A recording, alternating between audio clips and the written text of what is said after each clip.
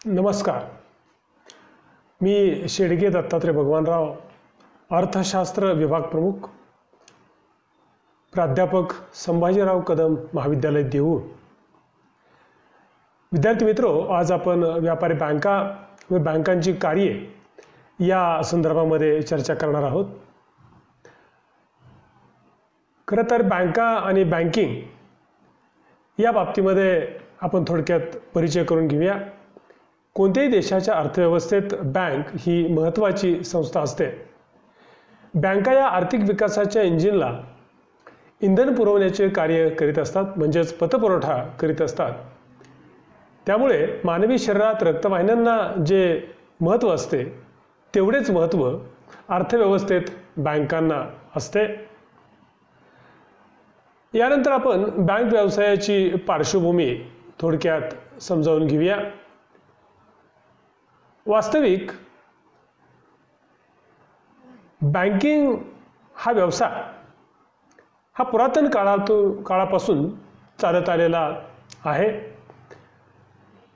बँकांचा पूर्वी इतिहास पाहिला तर असे दिसून येते की बँकिंगचे मूळ पुरातन काळापासून चालत आलेल्या सावकारी व नाण्यांची अदलाबदल तथा सराफी व्यवसाय करणाऱ्यांच्यामध्ये आढळते.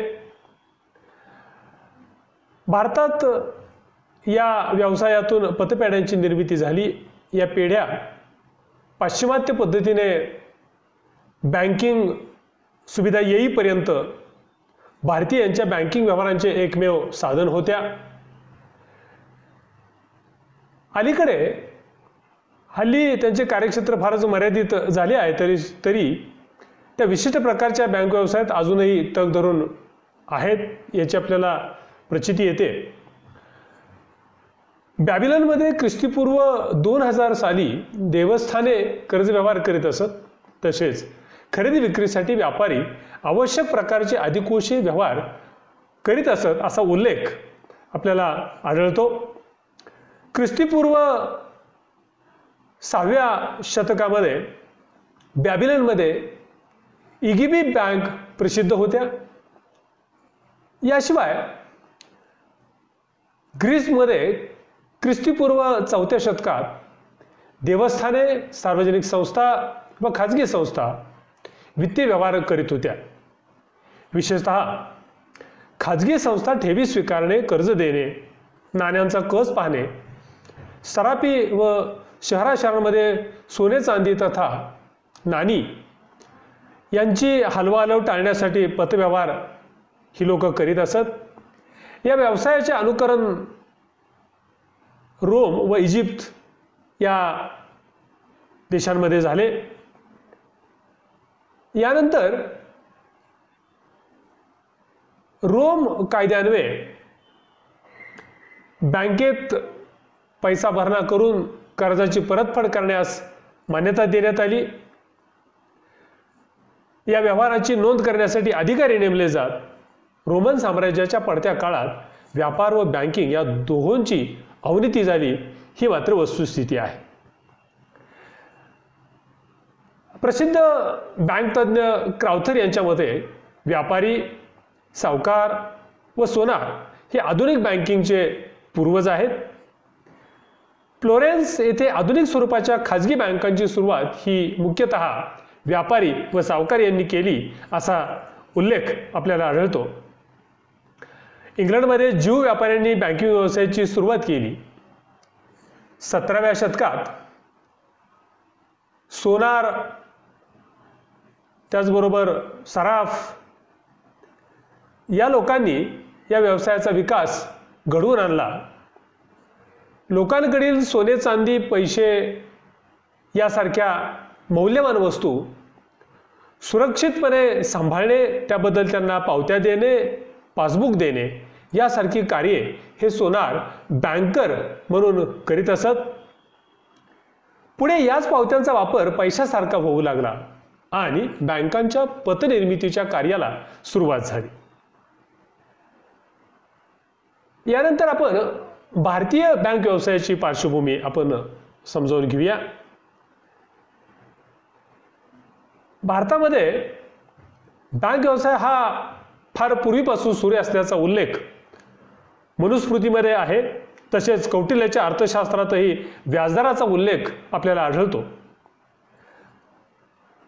भारतात पूर्वीपासून हुंडी व्यवहार चालू होते. असे असले तरी भारतात संघटित स्वरूपाच्या बँकिंगची सुरुवात ईस्ट इंडिया कंपनीच्या स्थापनेनंतर म्हणजे 17व्या शतकाच्या मध्यात झाली असा उल्लेख आढळतो. ईस्ट इंडिया कंपनीच्या काही अधिकाऱ्यांनी बँका सुरू केल्या व काही काळ चालवल्या सुद्धा.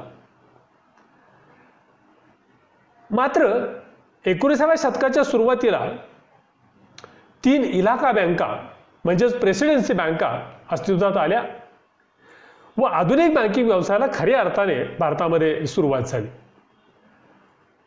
यामध्ये 1806 ला बँक ऑफ बेंगॉल, 1840 मध्ये बँक ऑफ बॉम्बे व 1843 मध्ये बँक ऑफ मद्रास अशा 3 प्रेसिडेन्सी बँका स्थापन झाल्या. त्या बँका व्यापारी बँकिंग बरोबरच मध्यवर्ती बँकिंगची ही कार्ये करीत असत. मर्यादित जबाबदारीचे तत्व 1860 मध्ये मान्य करण्यात आले. तदनंतर भारतात 1865 मध्ये अलाहाबाद बँक, 1881 मध्ये औंध कमर्शियल बँक, 1895 मध्ये पंजाब नॅशनल बँक, 1906 मध्ये कॅनरा बँक व बँक ऑफ इंडिया, तर 1907 मध्ये इंडियन बँक, 1908 मध्ये बँक ऑफ बडोदा इत्यादी मोठ्या खाजगी बँका स्थापन झाल्या. पुढचा महत्त्वाचा टप्पा म्हणजे 1935 ला भारतासाठी स्वतंत्र मध्यवर्ती बँक म्हणून रिझर्व्ह बँक ऑफ इंडियाची स्थापना झाली. पुढे स्वातंत्र्योत्तर काळात म्हणजे 1949 मध्ये मध्यवर्ती बँकेच्या राष्ट्रीयकरणाबरोबर भारतातील बँकिंग व्यवसायाच्या नियमनासाठी बँकिंग रेग्युलेशन नियमन कायदा 1949 संमत करण्यात आला. त्यामुळे भारतीय बँक व्यवसायाची वाढ आणि विकास जोमाने झाल्याचे आपल्याला दिसून येते. यानंतर आपण बँका समजून घेण्यासाठी किंवा बँकांची कार्य समजून घेण्यासाठी बँकांची व्याख्या आपण थोडक्यामध्ये येथे पाहूया. बँकेची निश्चित आणि सर्वसामान्य व्याख्या देणे कठीण आहे, कारण बँकेची कार्ये आणि व्यवहार यामध्ये कालानुरूप बदल होत गेले आहेत. त्याचप्रमाणे निरनिराळ्या देशातील बँकांच्या कार्यात आणि व्यवहारात फरक आढळून येतो. असे असले तरी बँकेची स्थूल मानाने कल्पना येण्यासाठी पुढील व्याख्या आपल्याला पाहता येतील. या पुढील 3 व्याख्यांपैकी बँकिंग रेग्युलेशन ॲक्ट 1949 या कायद्यातील व्याख्या ही आपल्याला अधिकृत मानता येईल. तथापि इतर बँक तज्ज्ञांनी केलेल्या व्याख्या ह्या अतिशय महत्त्वाच्या मानल्या जातात, ज्या व्याख्यांमधून बँकांच्या कार्याचं किंवा बँकांचं स्वरूप आपल्याला स्पष्ट होतं. यामध्ये प्राध्यापक H.L. हार्ट यांनी केलेली व्याख्या अशी आहे: बँकर म्हणजे अशी व्यक्ती की जी आपल्या व्यवसायाच्या नेहमीच्या व्यवहारांमध्ये लोकांकडून चालू खात्यावर पैसे म्हणजेच ठेवी स्वीकारते आणि ठेवीदारांनी बँकेवर काढलेल्या धनादेशाचा आदर करून म्हणजे चेकचा आदर करून ठेवीदारांना पैसे परत करते, अशी संस्था. यानंतर सर जॉन पॅजेट यांनी केलेली व्याख्या आपण पाहूया. ते असं म्हणतात: ठेवी घेणे, चालू खात्यावर पैसे स्वीकारणे, धनादेश काढणे व स्वतःवर काढलेल्या धनादेशाचे पैसे देणे आणि स्वतःच्या ग्राहकांकरिता रेखित अथवा अरेखित धनादेशांचे पैसे वसूल करणे, अशी कार्य करणाऱ्या कोणत्याही व्यक्तीला किंवा संस्थेला बँकर असे म्हणता येईल. आता आपण पाहूया बँकिंग रेग्युलेशन ॲक्ट 1949 नुसार केलेली व्याख्या.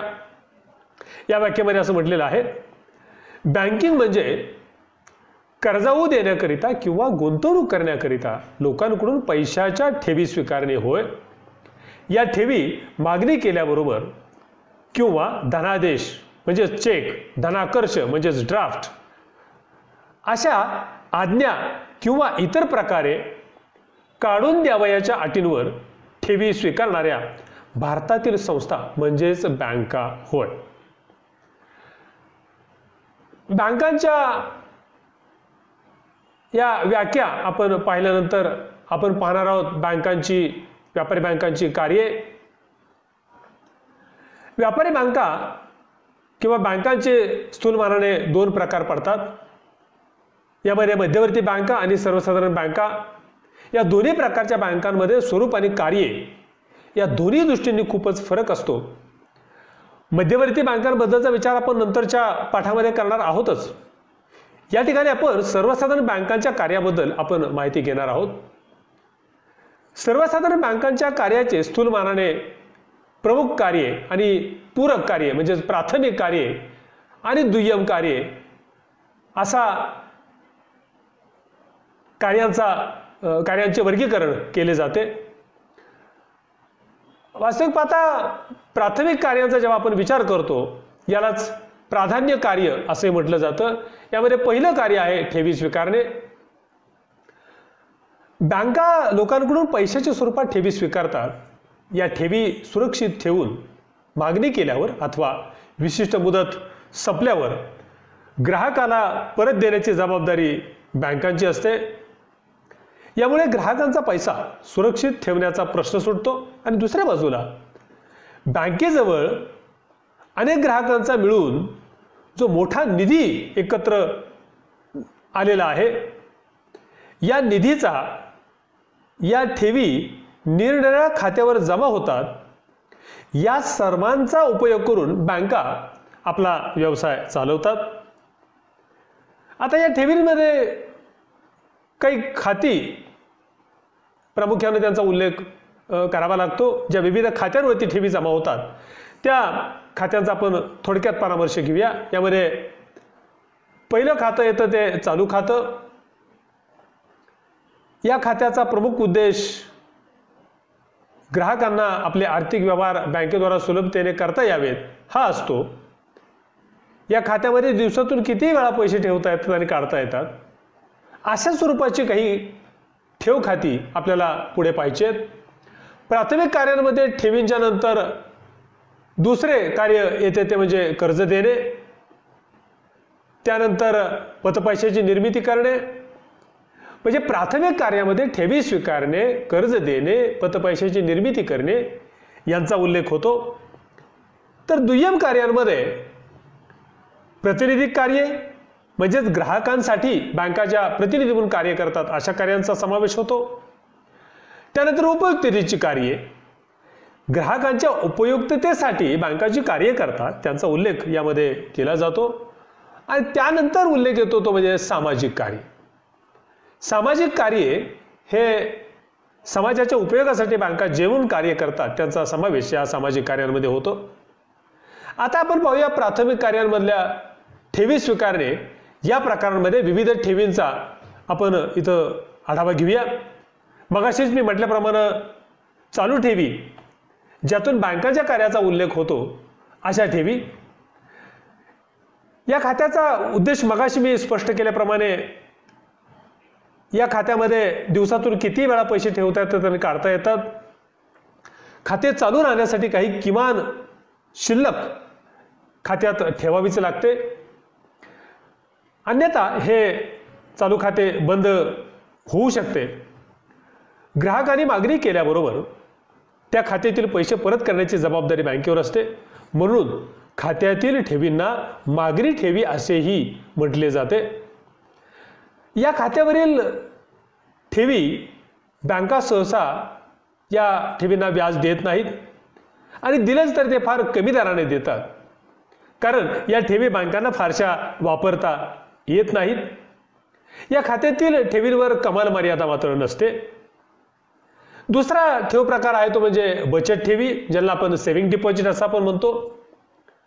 लोकांना विशेषतः ज्यांचे उत्पन्न कमी आहे अशा लोकांना बचतीची सवय लागावी हा या खात्याचा उद्देश आहे। हे खाते उघडण्यासाठी किंवा असे खाते चालू ठेवण्यासाठी या खात्यात किमान शिल्लक खूपच कमी, काही बँकात 5 रुपये तर काही ठिकाणी फक्त 1 रुपया अशा स्वरूपाची व्यवस्था आहे। खात्यामध्ये पैसे किती वेळा व किती लहान रकमांमध्ये ठेवावेत अशा भरणा करण्याच्या बाबतीमध्ये कुठले बंधन या खात्यावरती नसते। खात्यातून रक्कम मात्र एका ठराविक मर्यादेपर्यंतच आणि ती सुद्धा आठवड्यातून एकदा किंवा दोनदाच काढता येते. म्हणजेच बँकेत पैसे ठेवण्यावरती म्हणजे चालू बचत खात्यामध्ये पैसे ठेवण्यासाठी बंधन नाही आहे, मात्र बँकेतून पैसे काढण्यासाठी हे ठराविक बंधन आहे. ठराविक मर्यादेपेक्षा जास्त रक्कम काढावायची असल्यास 7 दिवसांची पूर्वसूचना बँकांना द्यावी लागते. या खात्यातील रकमेवर बँका साधारणतः 4 ते 5% इतक्या दराने व्याजदर देतात. यानंतरचा ठेव प्रकार येतो तो म्हणजे मुदतबंद ठेवी. या मुदतबंद ठेवी म्हणजे या खात्यामध्ये एका निश्चित रकमेची निश्चित मुदतीसाठी ठेवी स्वीकारल्या जातात. एका विशिष्ट मुदतीसाठी या खात्यामध्ये रक्कम ठेवता येते. या खात्यामध्ये अधिक रक्कम ठेवता येत नाही किंवा ठेवलेल्या रकमेतून काही रक्कम काढता येत नाही. मुदत संपल्यानंतर व्याजासह रक्कम परत करण्यात येते. या खात्यावरील व्याजाचा दर हा इतर खात्यांच्या पेक्षा म्हणजेच चालू खाते किंवा बचत खाते यापेक्षा मुदत ठेवींवरती व्याजदर जरा जास्ती मिळतो. याचं स्वाभाविक कारण असं आहे की या ठेवींमधली गुंतवणूक या ठेवींमधले पैसे बँकांना आपल्या व्यवसायासाठी वापरता येतात. या मुदत ठेवींच्या प्रकारांमध्ये आवर्त ठेवी, मासिक व्याज योजना, पेन्शन योजना, शुभमंगल योजना अशा इतर ठेवींचा सुद्धा समावेश यामध्ये होतो. मुदतबंद ठेवी या ग्राहकांच्या दृष्टीने फायद्याच्या ठरतात आणि बँकांच्या दृष्टीने फायद्याच्या ठरतात. आता यानंतरच्या प्राथमिक कार्यांमध्ये आपण आढावा घेणार आहोत ते म्हणजे दुसरं कार्य कर्ज देणे. या कर्जामध्ये पहिला प्रकार येतो तो म्हणजे सामान्य कर्ज. वास्तविक पाहता कर्ज देणे बँकाच्या या कार्याची आपल्याला थोडक्यात माहिती आपण घेऊया. बँकाचे दुसरे प्रमुख कार्य म्हणजे कर्ज देणे हे होय. ज्या मनुष्याला कर्ज पाहिजे असेल त्याला ठराविक नमुन्यात बँकेकडे अर्ज करावा लागतो.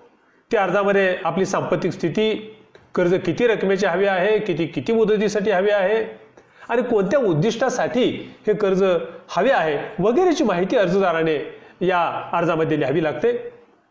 कर्जदाराच्या पतपात्रतेबद्दल बँका चौकशी करतात व त्या कर्जदारास कर्ज द्यावयाचे की नाही हे ठरवतात.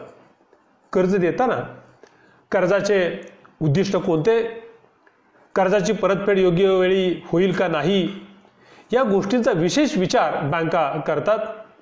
व्यवसायासाठी किंवा उद्योगांसाठी कर्ज मिळणे सोपे जाते कारण त्यामुळे कर्जदाराची प्राप्ती वाढून कर्जाची परतफेड सुलभ होते.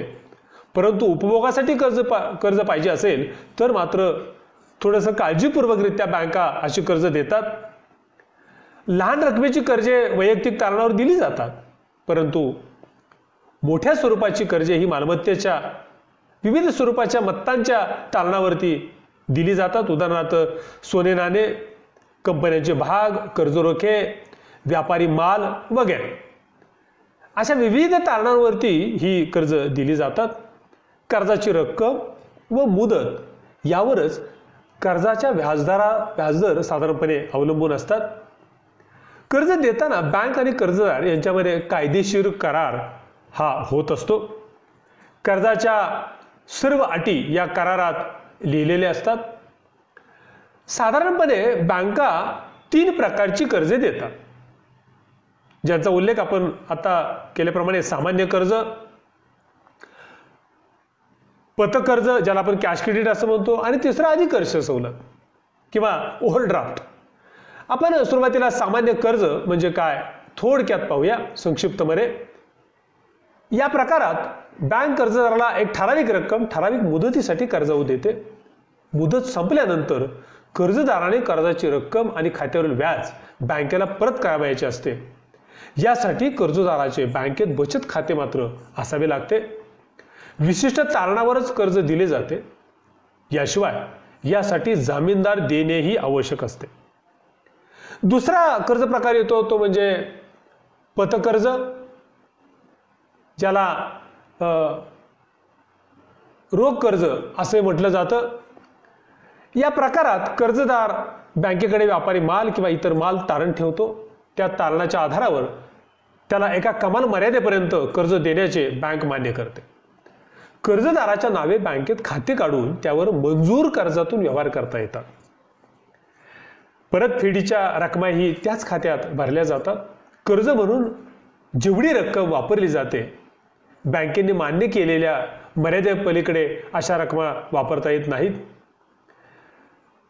वास्तविक पाहता बँकेने मंजूर केलेल्या कर्जापैकी कर्जदाराने प्रत्यक्ष वापरलेल्या म्हणजेच कर्जावर घेतलेल्या रकमेवरच फक्त कर्जदाराला व्याज भरावे लागते. हे कर्ज साधारणपणे 1 वर्ष मुदतीचे असते. मुदतीअंती हे कर्ज व्याजासह एक रकमी भरणे आवश्यक असते.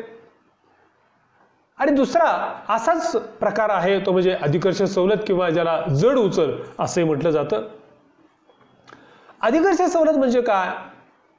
अधिकर्ष म्हणजे खात्यातील शिल्लक असलेल्या रकमेपेक्षा जादा रक्कम काढण्याची ग्राहकाला दिलेली सवलत किंवा परवानगी. शिल्लकीपेक्षा जास्त काढलेली रक्कम साहजिकच कर्जाऊ म्हणून संबोधली जाते किंवा कर्जाऊ म्हणून ती दिली जाते. किती कमाल मर्यादेपर्यंत अशी जास्त रक्कम काढता येईल हे अगोदरच ठरलेले असते. यासाठी अर्थातच तारण करार वगैरे गोष्टी पूर्ण कराव्या लागतात. अधिकर्ष सवलत मिळण्यासाठी कर्जदाराचे बँकेत चालू खाते असले पाहिजे ही अट आहे. अधिकर्ष सवलत ही इतर प्रकारांशी तुलना करता अल्प मुदती करता असते आणि या कर्जावर रकमा सुद्धा लहान असतात. या प्रकारात देखील फक्त कर्जदाराने कर्जावर घेतलेल्या रकमेवरच व्याज भरावयाचे असते. काही किमान व्याजाची तरतूद अर्थातच करारामध्ये केलेली असते. यानंतर आपल्याला वेगळ्या कर्जाचा अनुभव इथं येतो तो म्हणजे हुंड्या स्वीकारणे व वटवणे किंवा कसर घेऊन हुंड्या वटवणे असाही या कर्जाचा उल्लेख केला जातो. ग्राहक विक्रेत्याकडून जेव्हा माल खरेदी करतो त्या मालाची किंमत रोखीने देणे त्याला शक्य नसल्यामुळे तो उधारीची सवलत मागतो. अशा वेळी विक्रेता ग्राहकावर हुंडी काढतो. मालाची अमुक एक किंमत अमुक मुदतीनंतर मला द्यावी अशी आज्ञा हुंडी पत्रकात असते. या हुंडीचा ग्राहक स्वीकार करतो. विक्रेत्याला हुंडीची मुदत संपेपर्यंत रोख पैशाकरिता थांबणे शक्य नसेल तर विक्रेता बँकेकडे जातो आणि बँकेला हुंडीच्या बदल्यात रोख पैसे देण्याची विनंती करतो. हुंडी योग्य असेल आणि विशेष करून हुंडीचे पैसे मुदतीनंतर वसूल होण्याची खात्री असेल तर बँक अशी विनंती मान्य करते. मात्र पैसे देताना पैसे दिल्याची तारीख आणि हुंडीची मुदत समाप्तीची तारीख यामधील काळाचे व्याज कापून घेऊन राहिलेली रक्कम ही बँक विक्रेत्याला देते म्हणजेच हुंडीधारकाच्या स्वाधीन करते. अशा प्रकारे कापून घेतलेल्या व्याजालाच कसर असे म्हटले जाते. वास्तविक या कार्याला कसर घेऊन हुंड्या वटवणे असेही म्हणतात. हुंडी वटवणे म्हणजे अल्पमुदतीचे कर्ज देणे होय. ही पद्धत अनेक देशात प्रचलित आहे. याशिवाय बँका शेतकरी कर्ज ज्याला शेतकी कर्ज आपण म्हणतो, गृह कर्ज अशा स्वरूपाची कर्जे सुद्धा बँका देत असतात. बँका या कार्यांच्या नंतर बँका आणखीन एक कार्य करतात ती म्हणजे पत पैशाची निर्मिती करणे. हे कार्य सामान्यांना पटकन लक्षात येत नाही, परंतु ग्राहकांकडून ठेवी स्वीकारणे, ठेवीच्या एकत्रित निधीतून कर्ज देते बँका आणि दिलेल्या कर्जातून पुन्हा ठेवी निर्माण करते. अशा स्वरूपाची ही प्रक्रिया म्हणजेच पत पैशाची निर्मिती होय. प्रत्यक्षपणे अर्थव्यवस्थेत लोकांना प्रत्यक्ष पैशाच्या माध्यमातून आणि पतपत्रांच्या माध्यमातून म्हणजेच साधनांच्या माध्यमातून व्यवहार करण्याची किती सवय आहे यावरती ही पतनिर्मिती अवलंबून असते. खरं तर या पतनिर्मितीच्या कार्याला बँकांना उपरोधकपणे असं म्हटलं जातं की बँका ह्या पतपैसा निर्मिती करणारे कारखाने आहेत. याचा स्वतंत्र अभ्यास किंवा स्वतंत्र माहिती आपण अन्य पाठामध्ये घेणार आहोतच. परंतु प्राथमिक कार्यामध्ये ठेवी स्वीकारणे, कर्ज देणे आणि पतनिर्मिती करणे ही बँकांची प्रमुख कार्य मानली जातात. यानंतर आपण पाहणार आहोत बँकांची दुय्यम कार्य. पाठीमागे पाहिलेल्या महत्त्वाच्या कार्यांबरोबरच बँका अनेक स्वरूपाची पूरक कार्ये करत असतात. यामध्ये या पूरक कार्यालाच आपण दुय्यम कार्य असं आपण म्हणतो. यामध्ये प्रतिनिधिक कार्य, ज्यांना अभिकरण कार्य असं म्हटलं जातं, आणि दुसरं उपयोगिता कार्य. आपण पहिल्यांदा प्रतिनिधिक कार्यांचा इथं अभ्यास करूया, ज्यालाच अभिकरण कार्य असे म्हटलं जातं. प्रतिनिधिक कार्य करीत असताना बँका ग्राहकांचा एजंट म्हणून, अभिकर्ता म्हणून काम करतात. म्हणून या कार्यांना अभिसरण कार्य किंवा प्रतिनिधिक कार्य असं म्हटलं जातं. ग्राहकांचे धनादेश, हुंड्या, प्रतिज्ञापत्रे वगैरेंचे पैसे वसूल करणे, त्याचबरोबर ग्राहकांच्या स्थायी आदेशानुसार ग्राहकांच्या वतीने कर्ज व व्याजाचे हप्ते, क्लबची वर्गणी, वर्तमानपत्रांची बिले किंवा विविध स्वरूपाची मासिकांची वर्गणी, विम्याचे हप्ते, सरकारी कर वगैरे देणी वेळचे वेळी भरण्याचे काम ग्राहकांच्या वतीने बँका करतात. त्यानंतर ग्राहकांच्या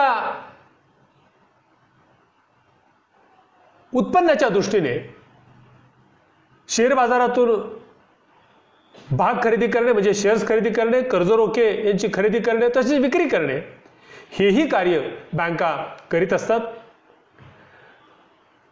याशिवाय ग्राहकांकरिता एका ठिकाणावरून दुसऱ्या ठिकाणी पैसे पाठवणे हे कार्य ग्राहकांच्यासाठी बँका करीत असतात. यानंतर मृत्यूपत्र व्यवस्थापक किंवा विश्वस्त किंवा मुखत्यार म्हणूनही बँका ग्राहकांसाठी कार्य करतात. एकंदरीत पाहता बँका अनेक महत्त्वाची कार्य करतात. यानंतर आपण पाहणार आहोत बँकांची उपयोगितेची कार्ये, ज्यामध्ये प्रतिनिधी कार्य आपण पाहिली. प्रतिनिधी कार्याच्या नंतर उपयुक्ततेच्या कार्यांचा उल्लेख होतो. या उपयुक्ततेच्या कार्यांमध्ये आपल्या ग्राहकांना बँका प्रवासात पैसे चोरीला जाण्याचा धोका राहू नये म्हणून प्रवासी धनादेश म्हणजेच ट्रॅव्हलर्स चेक देतात. परदेशात आणि देशातील इतर भागांमध्ये माल खरेदी करणे सुलभ व्हावे म्हणून पतपत्रे म्हणजेच क्रेडिट कार्ड देतात. ग्राहकांच्या आर्थिक स्थितीबद्दल आपलं मत देणं म्हणजेच बँका आपल्या ग्राहकांची पत वाढवण्यासाठी बँकेने अनुकूल मत दिल्यास ग्राहकाला उधारीची सवलत मिळू शकते. याशिवाय ग्राहकाला परदेशी चलन उपलब्ध करून देणे, भाग कर्जरोखे किंवा सरकारी कर्जरोखे यांच्या विक्रीसाठी हमीदार संस्था म्हणून, अंडर रायटर म्हणून बँका काम करतात. ग्राहकांच्या मौल्यवान वस्तू व दस्तऐवज सुरक्षित ठेवण्यासाठी बँका ठेवघरांची म्हणजेच सेफ लॉकरची व्यवस्था करतात. व्यापार, उद्योगधंदे याबद्दल उपयुक्त माहिती गोळा करून ती ग्राहकांना उपलब्ध करून देतात. गुंतवणुकीबाबत आणि इतर आर्थिक बाबतीतही ग्राहकांना सल्ला देण्याचे कार्य हे बँका करीत असतात. अशा विविध उपयुक्ततेच्या कार्यांचा उल्लेख आपल्याला या ठिकाणी करता येईल. यानंतर आपण पाहणार आहोत बँकेची सामाजिक कार्य, ज्याचा थोडक्यात संक्षिप्त आढावा आपल्याला घेता येईल. बँका देशाच्या अर्थव्यवस्थेला आत्मनिर्भर करण्याबरोबरच बँका या सामाजिक कार्यामध्ये अग्रेसर असतात. आर्थिक व सामाजिक परिवर्तन घडवून आणणे, निष्क्रिय बचत कार्यान्वित करणे, म्हणजेच भांडवल निर्मितीचा देशातला वेग वाढवणे, या भांडवल निर्मितीच्या माध्यमातून किंवा कर्ज वितरणाच्या धोरणाच्या माध्यमातून दुर्बल घटकांना सहाय्य करणे, औद्योगिक व व्यापारी प्रकल्प उभारण्यास सहाय्य करणे, अशी अत्यंत महत्त्वाची कार्ये बँका करत असतात. आपण व्यापारी बँका म्हणजे नेमकं काय, व्यापारी बँकांची भारतातली पार्श्वभूमी काय, जगातली बँकिंग व्यवसायाची पार्श्वभूमी काय, या सर्वांचा आढावा घेतल्यानंतर व्यापारी बँका आणि त्यांच्या व्याख्या आपण थोडक्यामध्ये पाहिल्या. व्यापारी बँकांची प्रातिनिधिक कार्ये, दुय्यम कार्ये आणि इतर उपयुक्ततेची कार्ये, त्याला सामाजिक कार्य असं आपण म्हणतो, यांचा आपण थोडक्यात आढावा इथे या ठिकाणी घेतलाय. धन्यवाद.